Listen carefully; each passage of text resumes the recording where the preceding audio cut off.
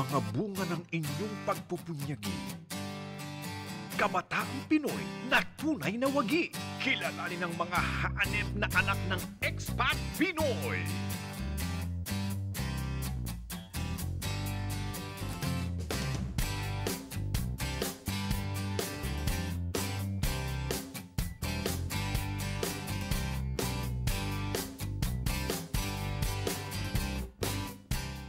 Yung tinuro sa akin ng mom ko, pinaka-important is education.